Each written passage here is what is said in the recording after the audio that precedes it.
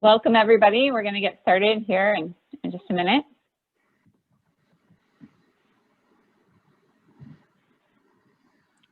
Okay, we're going to start off with a little bit of housekeeping before we jump into the full presentation. So thanks, everybody, for coming. I just wanted to make sure that everybody knows how to use some of the key Zoom functions. So if you hover over on the bottom of your screen, you will see the you will see the menu, and there you can see the other participants' names, and you can also chat with the host. So if you're having any technical issues, you can go ahead and just send a message to the host, and we will try to troubleshoot those with you. We have muted everybody as you're coming into the meeting. We're going to give a short presentation, but then we'll break out into discussion groups, and you'll be able to unmute at that time. If you are using your phone for the audio, you can press *6 to mute and unmute once you're in the breakout room.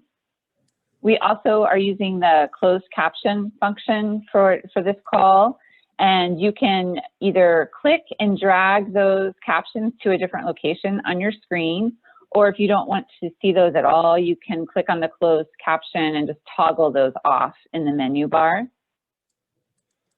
Sometimes people end up coming in with the name of somebody else from somebody else's computer. Feel free to rename your video box appropriately, and you can just click on the corner of your video and get the ... and go down to rename to change that option.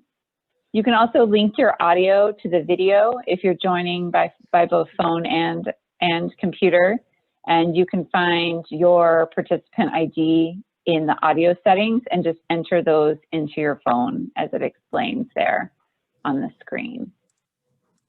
We are going to be recording this meeting so that we have a record of it, and we'll be posting both the presentation slides and the meeting recordings to the Kansas Active Transportation Plan website.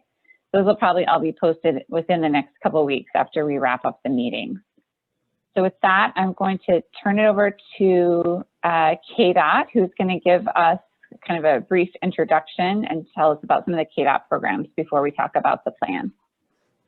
All right, great. Thank you, Tammy. Yeah, this is Matt Messina from Kansas Department of Transportation. I work in our Bureau of Transportation Planning, and I oversee our multimodal programs with public transportation and walking and biking programs and projects. I also want to introduce the rest of our team that's working with us on this plan. We have also from KDOT, Jenny Kramer. Jenny is our bicycle and pedestrian coordinator. She oversees our pedestrian and bicycle specific programs as well as safe routes to school. And our project lead helping us getting this active transportation plan all put together from tool design is Tammy Sufi. And also working as a consultant with us as the public participation and outreach efforts from Vario is Travis Pendleton. So moving on, I want to talk a little bit about the importance of active transportation in Kansas.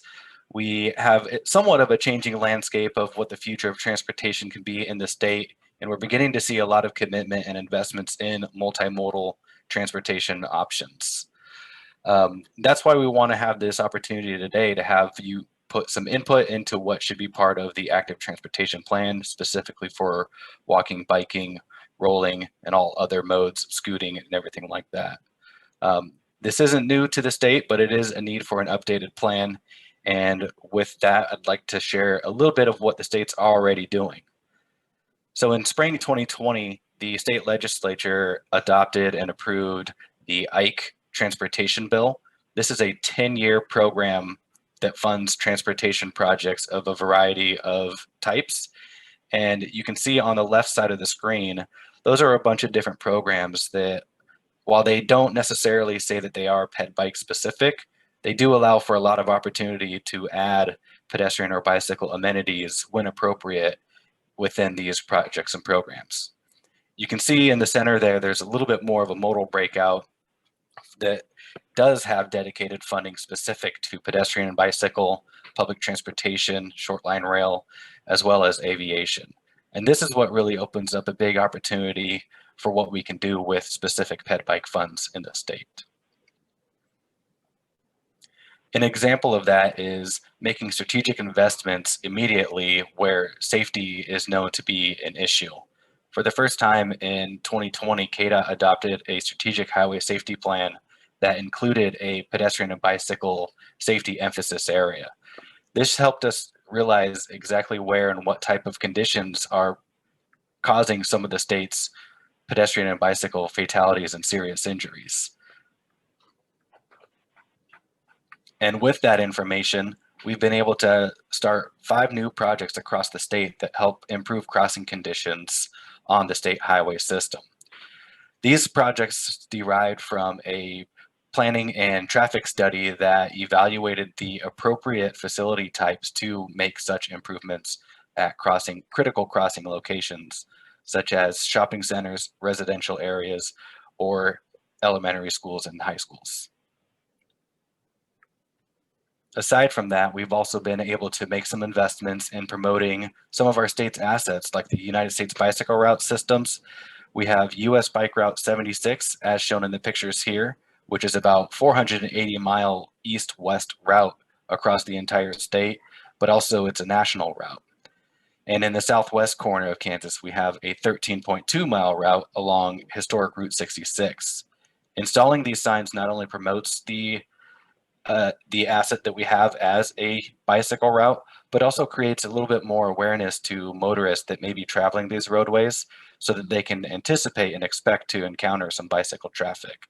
It also acts as a wayfinding system for cyclists that are navigating these routes. So that sums up some of the things that we have currently going on. And obviously another thing that the funding has allowed us for is the development of this plan. And that's what we're about to get involved with here shortly.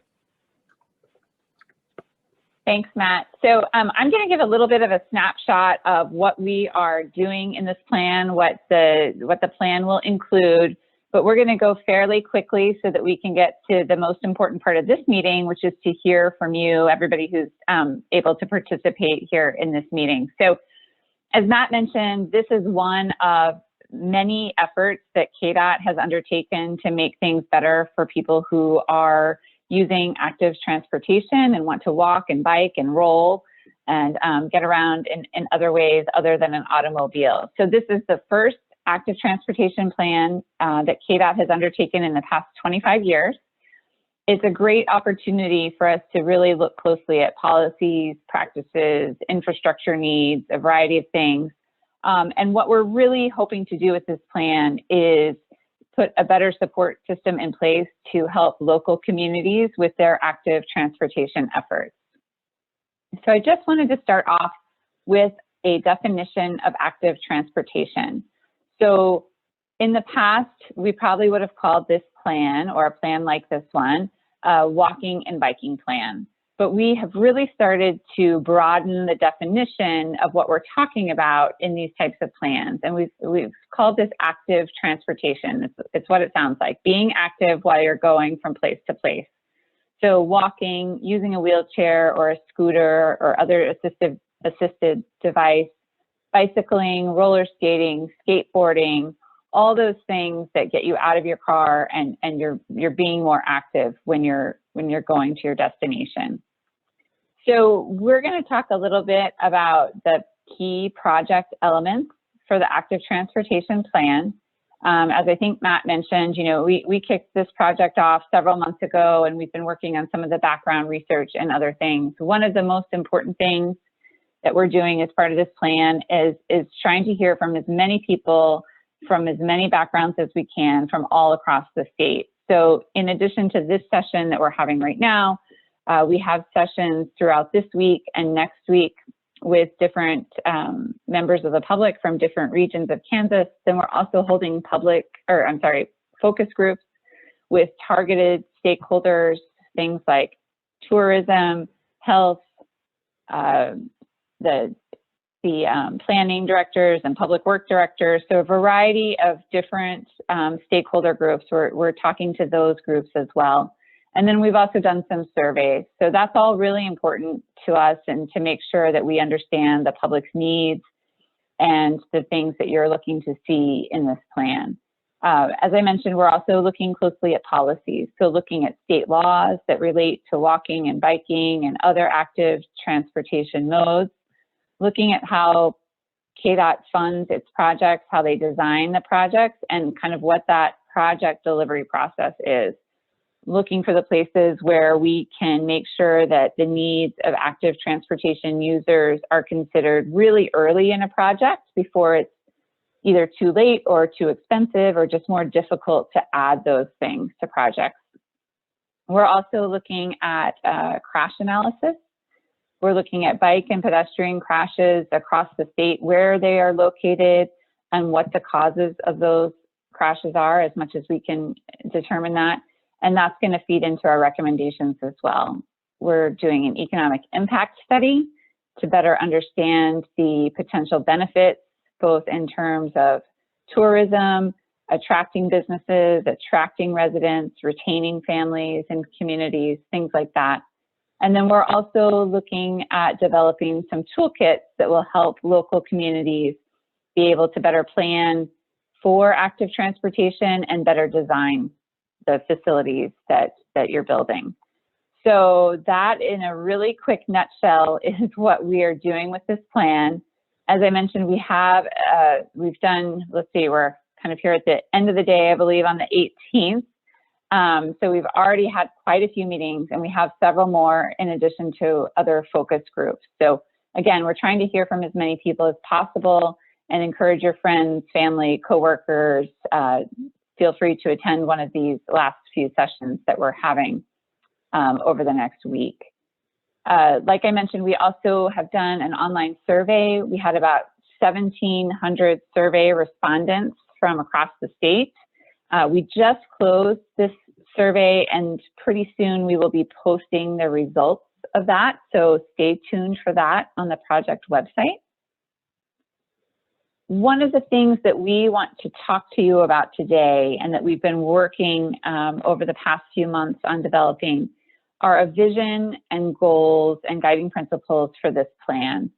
So the vision is, really what we want things to look like, or what you as Kansans want things to look like for active transportation. And the vision and goals are so important to the plan because they really set the tone for everything else. They set the tone for the recommendations, the strategies, how we measure the performance, and whether or not we are actually achieving the goals and the vision of the plan. So we have a draft vision and set of goals that we're going to show you in a minute, and we're going to discuss those in our breakout session because we want to refine those with your input to make sure that we've gotten those right.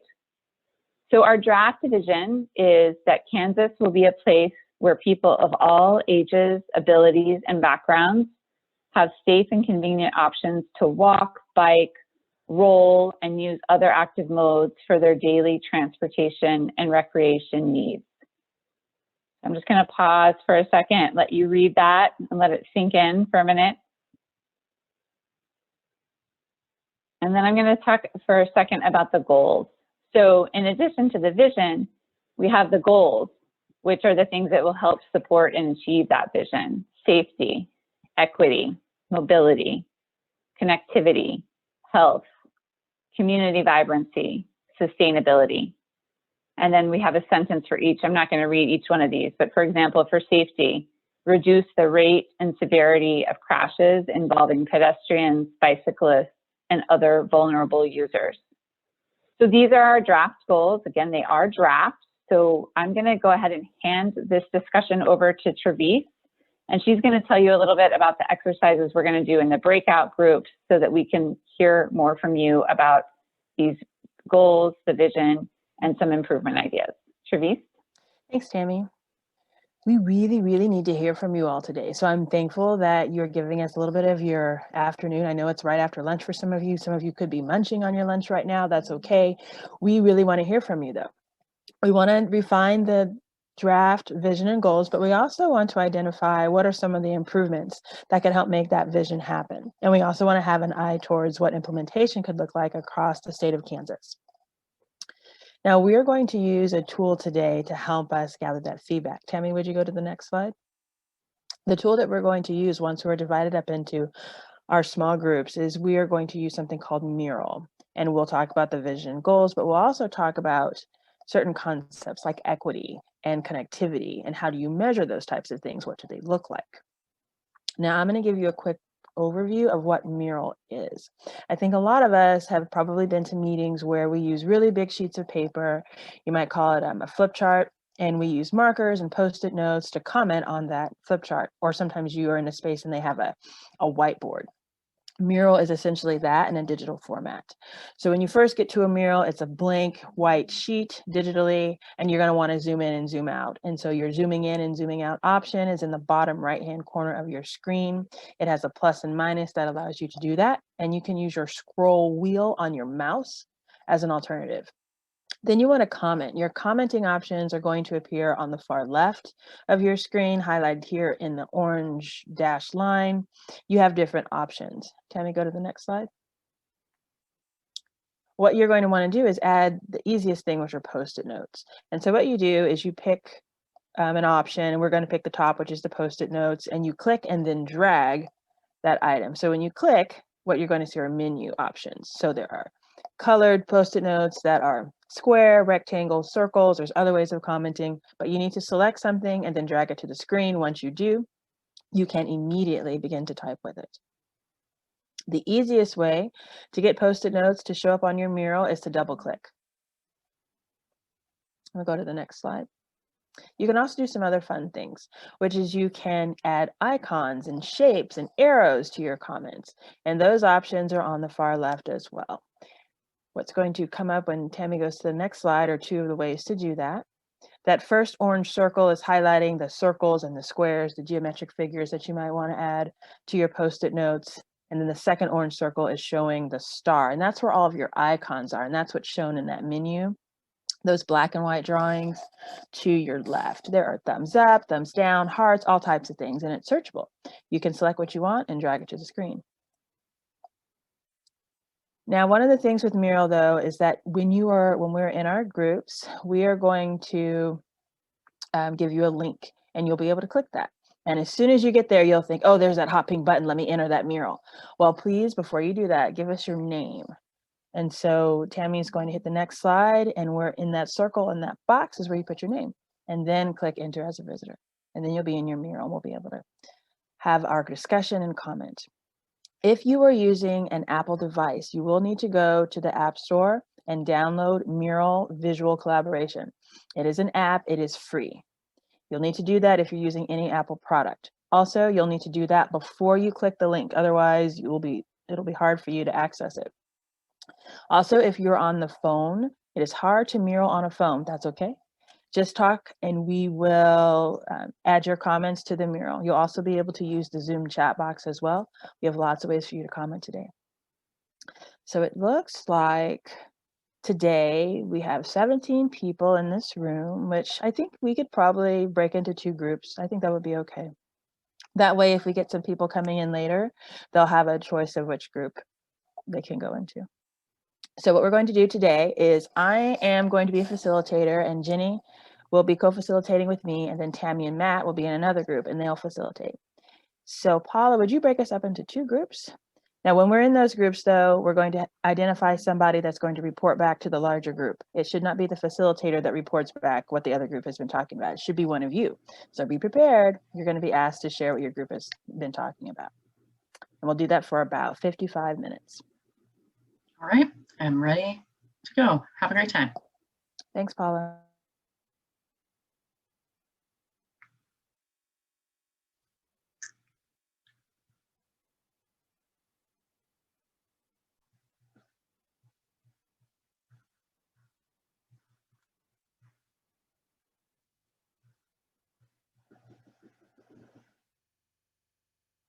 Thank you so much. You're back. Everybody back? Nope. Okay. We are trickling in. People are remuted when they join, just so they know.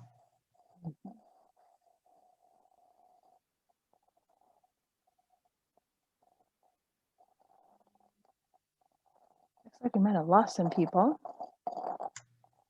Everybody back, Paula? It looks like they are back. Yeah. Okay. Okay, well, let me go ahead and share my screen, and Michelle Griffin is going to be the person that does our report back. Okay, does everyone see my screen? Yes, we can. I'll just kind of post it in on top of the comments. Let me zoom in some more. This is our vision conversation. Can you see it okay, Michelle? Yes. Okay. So we were a little slow to get started on this. We felt like the vision was good. We didn't really have a lot that we didn't like or felt that was missing. The things that we did really like, that it was inclusive, included all ages. Those were really the primary things that we talked about. Let's go down to the goals. You had a really good comment, Michelle, about the goals as we're looking at these overall and then how to think about implementation. Do you want to share this part? Sure. So something that we talked about on those goals, we established that these are statewide goals, but we thought that it would be important to have regional goals as well. So we have a lot of diversity across the state, especially between rural and metro areas, and everything's going to look a little bit different depending on where you are in the state. We thought that the safety goal was important. Sorry, I scanned too fast. Safety. Yep, you're good.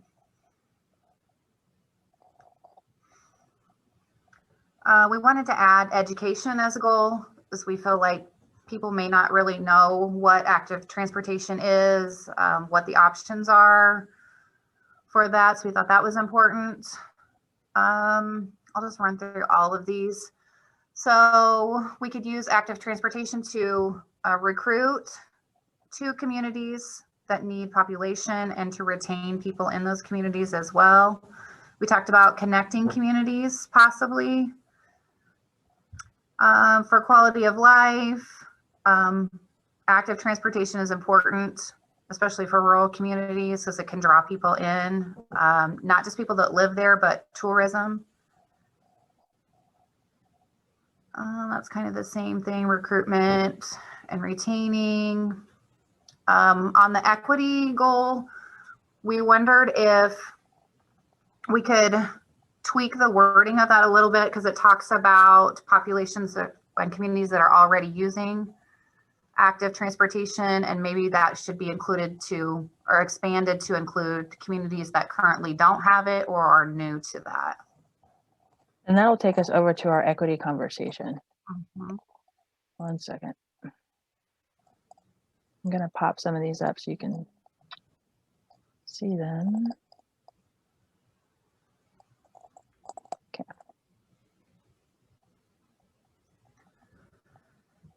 So first we talked about what equity meant. So we thought that it meant being equally available across the community for everyone, and that includes being available location-wise. And then we talked about how to measure that, and then how to work on that. So we had a lot of Salina and Great Bend conversations. So in Salina, we've been working with the Planning Commission to make sure that new developments have requirements for sidewalks, public transportation stops, those kinds of things. And so one of the things that we would be measuring is how many communities are having those things in their planning. How many communities currently have them, and how many, after going through the goals and the education process, then are moving towards that.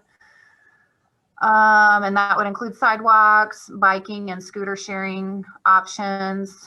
We thought that was especially important for young people. How many people are using those, the ages, the ranges.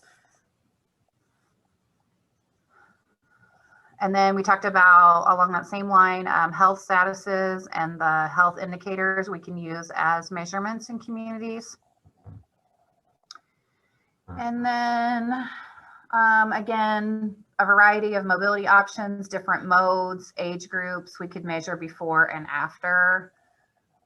So we kind of have a goal or a range. And talk about connectivity and access. Sure. So some of the destinations that we talked about are grocery stores, schools, employment, and then connecting popular destinations and critical services. So we talked about colleges and connecting different places. which ones do those go with? Which one's these? Yes, do those. So I This think is- we talked about work problems.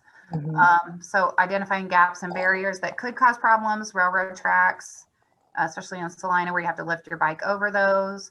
We would want ideal routes to be safe as a top priority, having lights, especially where there's traffic, which would be on a city street versus on a trail. And then having information about trails and routes from the perspective of the user, not necessarily the developer or someone with increased knowledge about what's available. And then we talked about accessibility in a couple of different ways, and that's ways to get emergency help if needed. Having accurate and visible signage that would help with a couple of different things that would show where their routes are, but then also show drivers that there is routes and that they should be watching out for potential pedestrians and bicyclists. And then we talked about maintenance of routes, existing routes, and then also new routes. That'll get you to projects. Here are all the different projects. And we did have a really good discussion on projects. A lot of things that we wanted to see, a lot of things that are currently in process. So in Barton County, they do bike safety with kids, and they're going to be working on a video that can be shared with schools. And then also in Great Bend, they need a safe route from the community college, which is about 5 miles outside of town, to the city limits, I guess. But then also serving students to see the interest and the need. A lot of their students are international and don't have cars or come from out of state. And then one of the existing routes they sometimes ride is missing shoulders. So adding those shoulders would make things safer. We did talk about safety education for children and ongoing, and not just for children, but for everybody, how you ride and where you ride. We talked about bike helmets and awareness for safety on that, educating drivers on how to treat pedestrians and cyclists, especially in areas where they're not used to seeing that, and especially important for if we're going to have more and more people doing those alternate mobility options.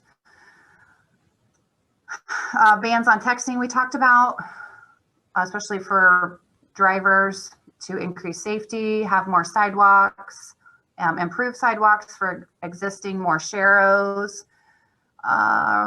more trail systems. And then Start talking a bit about planning and ordinances and things like that. Yeah, so we did talk about that too.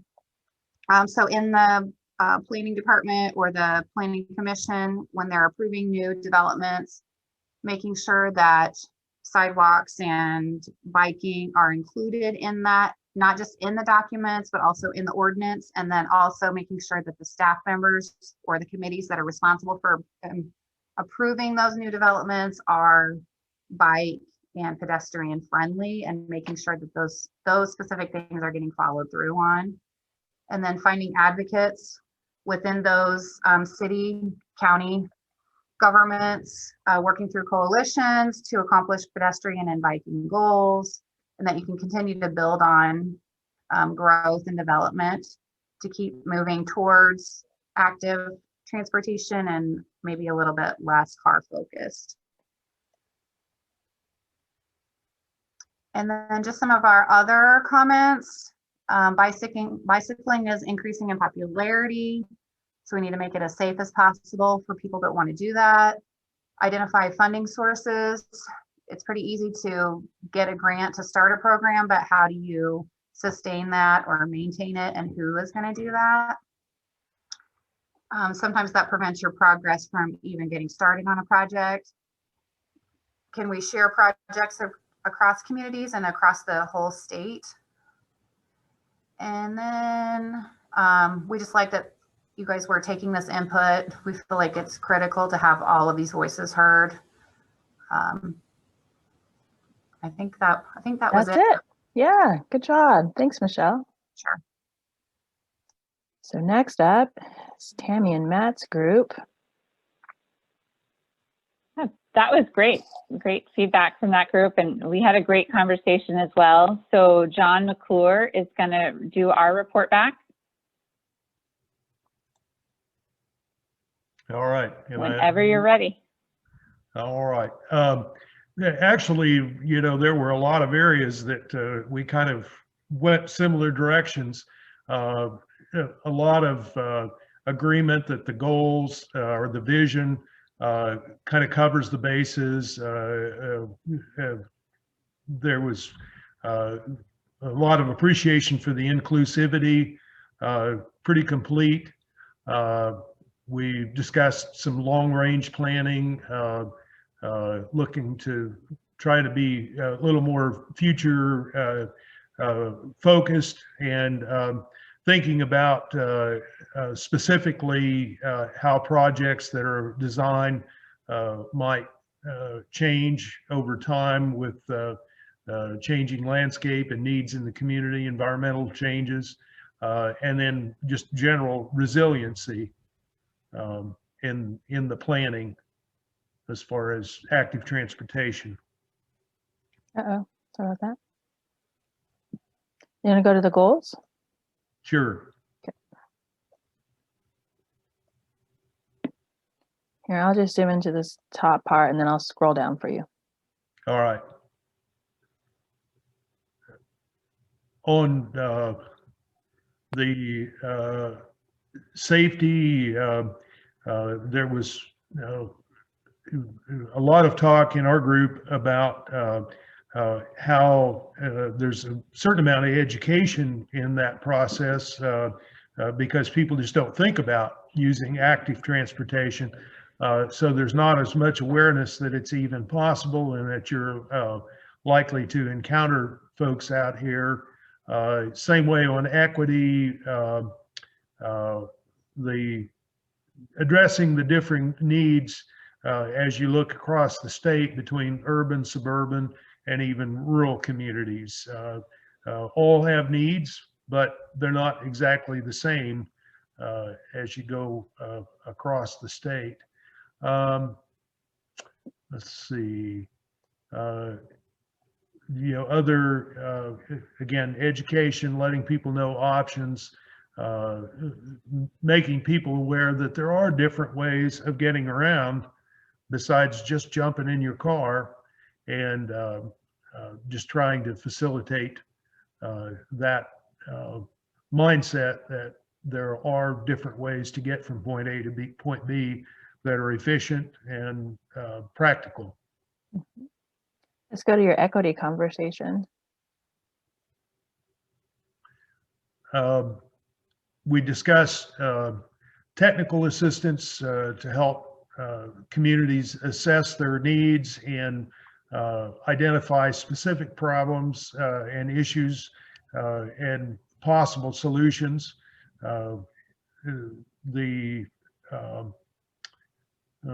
Let's see. And again, discussion about driver awareness. And I think there are a lot of issues we have in our communities. In some of the later discussions, we've talked about specific projects, and most of those issues were long-term things that have been going on for years and years. But you know, nobody has thought of a way of addressing it. One specific thing about that last area, we talked about how just painting lines on the pavement doesn't necessarily keep folks safe or make folks feel safe, because you know, you need something a little more substantial than a paint line.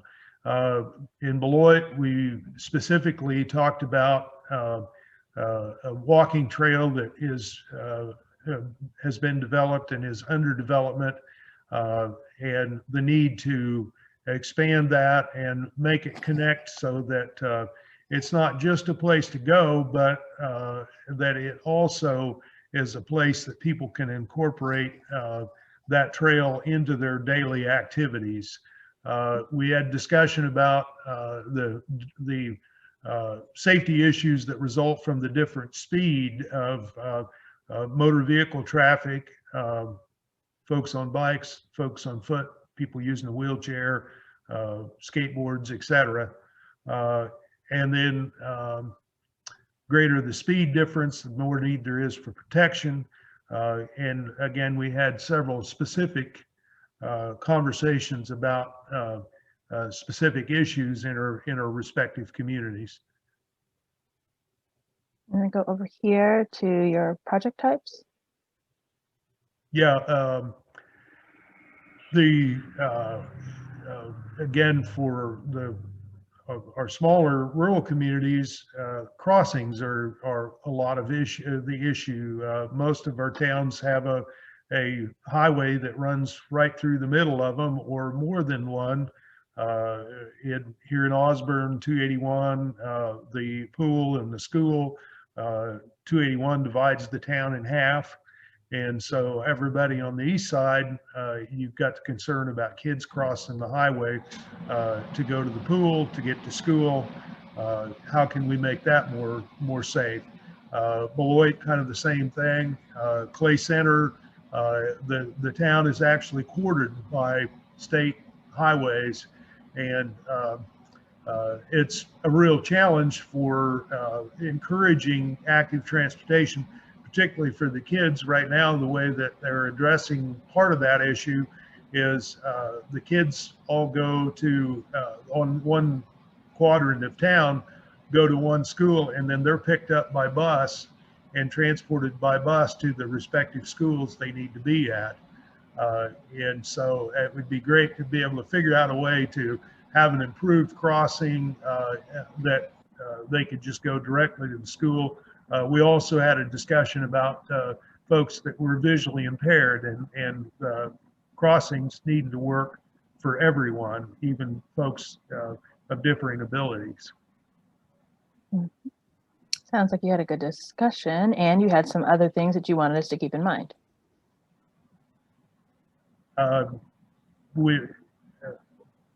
The previous groups banning texting, that resonated, and the real concern that one of the biggest concerns that from bikers is, and I think it's true any active transportation, is distracted driving. And so anything we can do to cut down on distracted driving, apart from any other engineered solutions to address the issues, is going to make folks engaging in active transportation a lot safer. We also had a little discussion about learner's permits, and maybe need to tighten up things a little bit about having quite so many young, inexperienced drivers out on the road without adult supervision. Good job. Thank you so much. We appreciate you doing that for us. Really appreciate that. I'm going to stop sharing my screen, and I'll ask y'all one more question as a group. I know in my group where some people are from, we had a lot of people from Salina, for example. I want to know where all of you all are from today. So I'll put in the chat a question, which is, what city are you in now or nearby? If you could answer that, that would be so great. And you know, if we could add a little bit to that too, Travis, Matt and I were just discussing it. It'd also be great to know how you learned about this meeting. That'll help us get the word out in the future.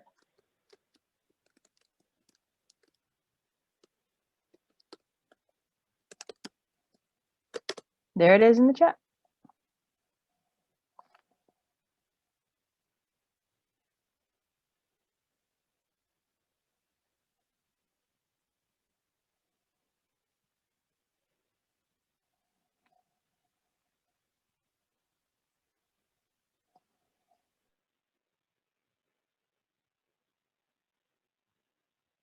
And while you're all entering in that information, I'm just going to flip to my last slide here with the schedule and tell you a little bit about what is going to happen next as far as our process for developing this plan.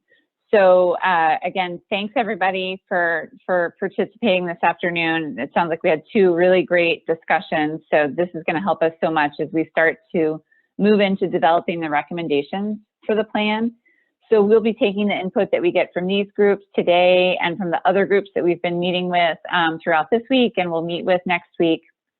We'll be combining all those thoughts and input together with some of the other analysis and research that we've done as far as looking at the statewide policies, looking at the crash analysis, conducting our economic impact analysis, working with our core team and our technical advisory committee. And so we'll start to develop some draft recommendations to support the goals and the vision that we talked about today and to incorporate your ideas for recommendations.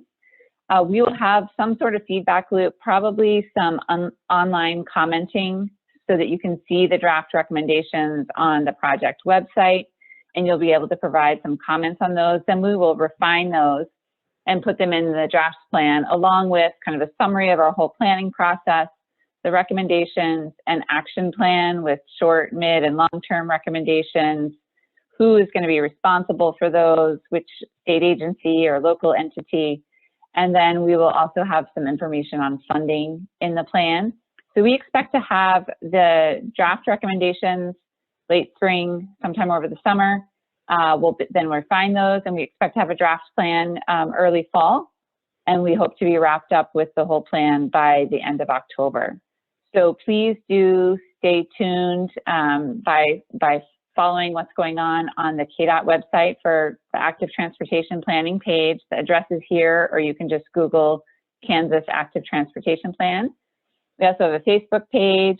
And then just one other thing that we're doing, our survey has already closed, but we are still gathering sort of anecdotal stories and videos and photos of people being active in Kansas. So if you have a story to share of you and your family or your friends and coworkers and how you get around in active ways, we would love to have you post those stories and those links are there. And with that, I think we're pretty much wrapped up for the afternoon. Jenny or Matt, did you want to close out with any last thoughts? I want to thank everybody again for taking their time out of their afternoon to help us out with this. Really, really appreciate it. It's a great discussion. Thank you, everyone. Thanks, everyone. Thanks. Have a good afternoon.